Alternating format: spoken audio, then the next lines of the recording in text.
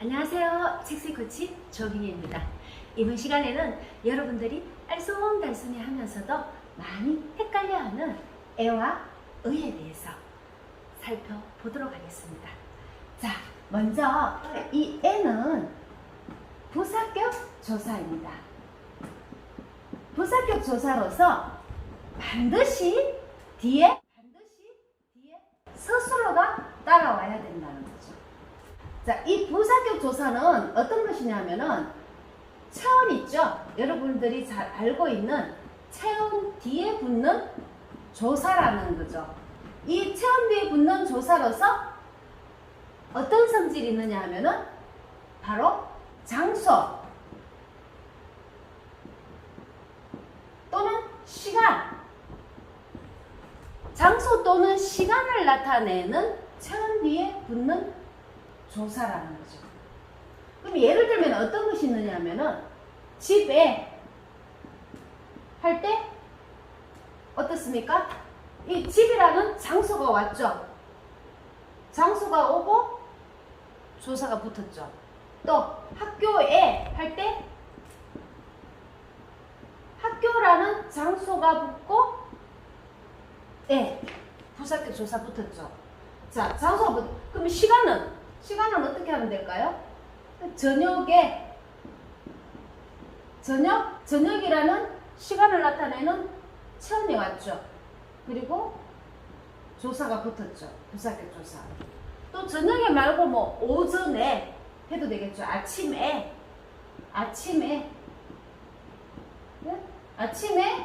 뭐 그녀를 만났다 하든지, 아침에 학교에 갔다든지, 아니면 아예 오후 1시에 점심을 먹었다,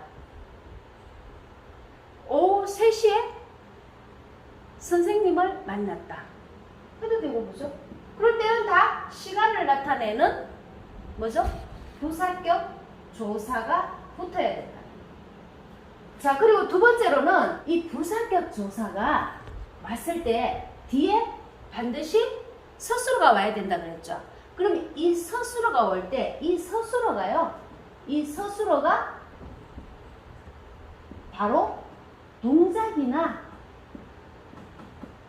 상태를 나타내야 된다는 거죠.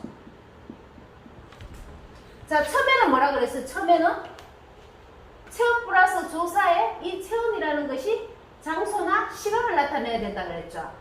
그럼 두 번째는 체온에 장소나 시간을 나타내야 된다 그랬잖아요. 그런데 두 번째 서술어에는 뭐가 있어야 된다요? 뭐를 나타내야 된다고요? 동작이나 상태를 나타내야 된다.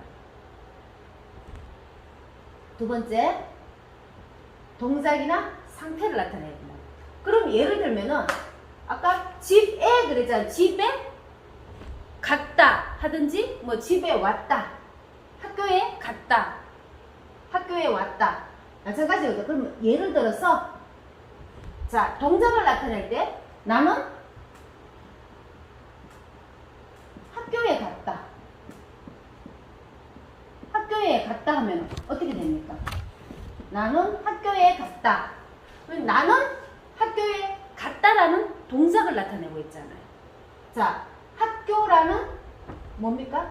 학교라는 장소죠. 장소가 붙었으니까 부사격 조사가 붙었죠. 장소, 부사격 조사. 그러면 갔다라는 뭡니까? 동작을 나타냈다는 거죠. 동작. 자, 그러면 상태는 또 무엇을 말하면 되겠습니까? 상태? 음식이 냉장고에 가득 찼다 할 때, 냉장고에 가득 찼다.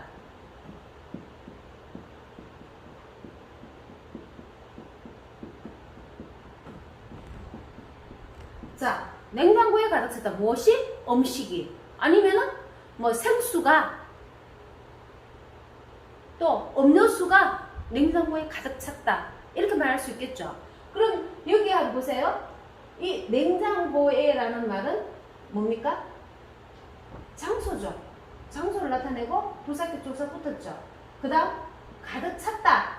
이거는 뭐죠? 동작입니까? 아니죠. 상태를 나타내는 거죠. 가득 차 있는 상태를 나타낸다는 거죠. 자, 두 번째 의. 두 번째 의는 바로 간형격 조사를 나타내고 있습니다. 간형격 조사. 자, 이 간형격 조사는요, 바로 뒤에 무엇을 꾸며주고 있을까요? 체언. 체언을 꾸며준다는 거죠. 자, 예를 들면 어떤 것이 있을까요? 그녀의 얼굴. 그녀의 얼굴 보고 싶다 할 때 되겠죠, 그죠? 그 다음 또 뭐가 있을까요? 우리의 학교. 낫겠네. 우리의 학교. 자, 그녀의 얼굴. 간형격 조사가 뒤에 무엇을 꾸며주죠? 체언을 꾸며주고 있죠. 명사. 자, 우리의 간형격 조사가 뒤에 학교라는 체언을 꾸며주고 있죠. 자, 우리의 학교. 이렇게 간형격 조사는요, 이렇게 뒤에 있는 명사를 꾸며준다는 거예요. 뒤에 있는 명사를 꾸며줌으로써 여기에 소속이라든가 소유라는 의미를 나타내고 있다는 거예요. 자, 한번 보세요. 그녀의 얼굴 하면 어때요? 그녀가 가지고 있는 얼굴이잖아요. 그죠? 그녀가 소유하고 있는 얼굴. 그죠? 우리의 학교 하면은 무엇이 될까요? 바로 내가 다니고 있는 학교라고요. 그럼 내가 다니고 있는 학교니까 뭐가 되죠? 바로 소속이 되겠죠. 내가 소유하는 건 아니잖아요. 그죠? 내가 소속되어 있는 학교. 이렇게 간형격 조사는요, 바로 뒤에 있는 명사, 즉 체언을 꾸며줌으로써 소속이라든가 소유라는 의미를 나타내고 있다는 거죠. 여러분, 이렇게 애와 의에 대한 차이점을 살펴봤습니다. 자, 그런데 이렇게 애와 의가 서로 모양도 다르고 소리도 다른데 왜 헷갈릴까요? 그것은 바로 한글 표준 발음법 제2장 제5항에서 이 의는, 이 의 있죠? 이 의는요, 우리가 애로 발음하는 것을 허용한다고 했어요. 허용한다고 했다고요. 이 의는 원래 어떻게 써야 되죠? 애로 쓰는 것이 아니라 어떻게 써야 된다고요? 의. 이렇게 써야 되는 거죠. 이게 원칙이라는 거예요. 이게 원칙인데 애로 쓰는 것은 허용한다 했죠. 그러면 결론은 뭡니까? 결론은 바로 두 개 다 써도 된다는 거죠. 근데 이거 발음을 이렇게 해도 된다는 말이지, 발음을 이렇게 해도 된다는 거예요. 그런데 표기는 이렇게 하면 안 된다는 거죠. 표기는 어떻게 해야 돼요? 바로 의로 표기를 해야 된다는 거예요. 애로 표기하면 안 된다는 거예요. 그죠? 그래서 여기서 여러분들이 계속 발음을 하다 보니까 쓰는 것도 애로 써버리는 거예요. 그래서 많이 틀린다는 거죠. 자, 이제 정리를 하겠습니다. 먼저 애에 대해서 제가 설명을 드렸습니다. 이 애는 부사격 조사라고 했죠. 부사격 조사로서 반드시 부사격 조사가 왔을 때는 뒤에 서술어가 따라와야 된다고 했습니다. 그럼 이 부사격 조사는 어디에 붙느냐 하면은 체언 뒤에 시간이나 장소를 나타내는 체언 뒤에 조사가 붙는 것을 부사격 조사라고 하는데요. 이 부사격 조사는 뒤에 서술어가 따라와야 된다 그랬죠. 이 뒤에 서술어가 따라와야 되는데요. 뒤에 서술어가 따라올 때 반드시 상태나 동작을 나타내야 된다 그랬죠. 예를 들면 어떤 게 있다 그랬죠? 나는 학교에 간다 할 때 어떻습니까? 학교라는 장소죠. 그리고 부사격 조사가 붙었죠? 그럼 부사격 조사 애가 붙었을 때 뒤에 무엇이 나타났나요? 바로 간다라는 동작을 나타내죠? 동작을 나타내는 서술어가 왔다는 거예요.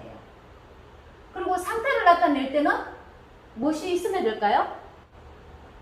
냉장고에 가득 찼다 할 때 냉장고에 무엇이 가득 찼을까요?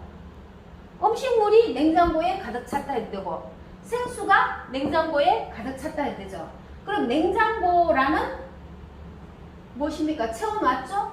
뒤에 부사격 조사가 붙었죠. 그리고 가득 찼다. 가득 찼다는 무엇을 나타내죠? 동작인가요? 아니죠? 가득 차 있다는 상태를 나타내잖아요. 상태를 나타낸 무엇이 있죠?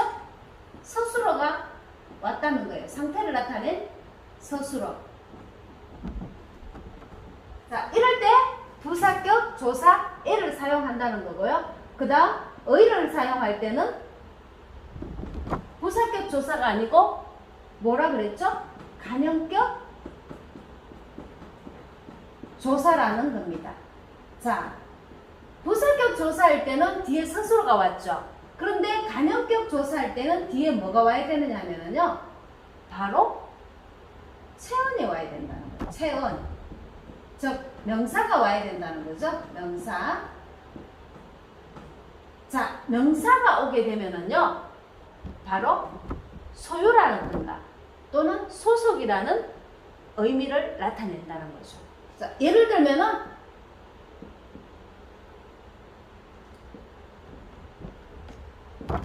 그녀의 얼굴. 자, 그녀의 얼굴 하면 어때요? 그녀의 이게 간형격 조사서. 그래서 이 간형격 조사는 뒤에 명사를 꾸며준다는 거예요. 그녀의 얼굴, 즉 소유를 나타내는 거죠. 그리고 또 뭐가 있을까요? 나의 학교 하면은 내가 다니고 있는 학교라는 거예요. 결국 이거는 뭐죠? 학교를 꾸며주죠? 이거는 무엇을 나타내고 있어요? 소속. 내가 현재 다니고 있는 학교라는 소속감을 나타내고 있는 거죠. 자, 이렇게 애와 의를 살펴봤습니다. 자, 뭐 복잡할 거 없어요. 간단합니다. 딱 이거 두 가지만 알면 돼요. 애는 뒤에 서술어가 올 때 애를 사용하면 된다. 의는 뒤에 명사가 올 때 의를 사용하면 된다. 간단하죠? 자, 오늘은 여기까지 하고요. 다음에 더 좋은 모습으로 뵙도록 하겠습니다. 감사합니다.